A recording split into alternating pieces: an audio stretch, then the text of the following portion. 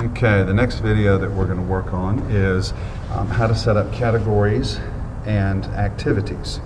And the way that this works is that you're going to be able to record some of the things that you may have worked on in class that particular class session.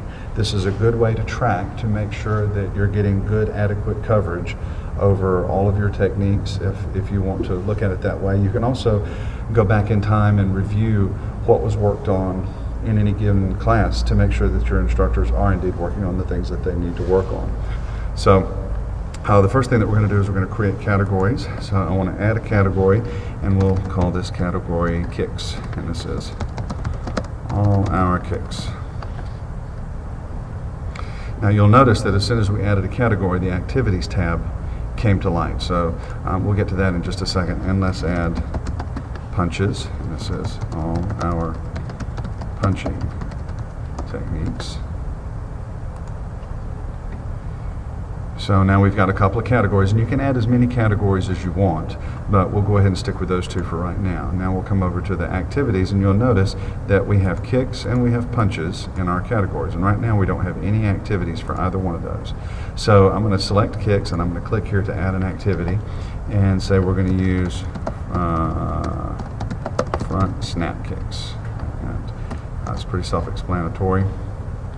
And then we're going to add another activity, back kick, and let's go ahead and add a side kick.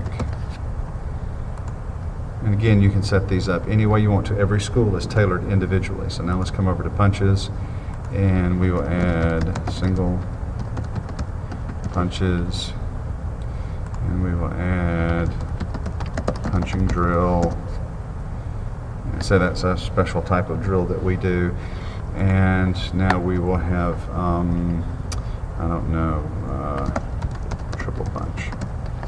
So we'll just make stuff up as we go here. And these are going to be your categories and your activities. And you use the categories and activities to organize the things that the things that you'll work on in class. You could even add a category for discussion topics. And so this would be anything that is discussed in a formal way with students. And supposing for the advanced class, maybe one of the discussions that the school has is to come over and have, maybe there's a formalized discussion on meditation, and maybe there's a formalized discussion on community service.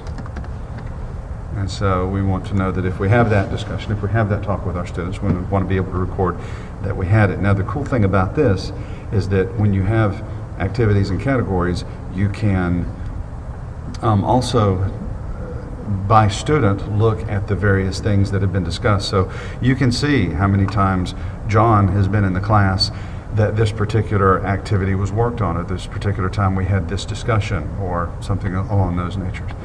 So anyway, that's categories and activities, and we'll see later in some of the other videos how they're used.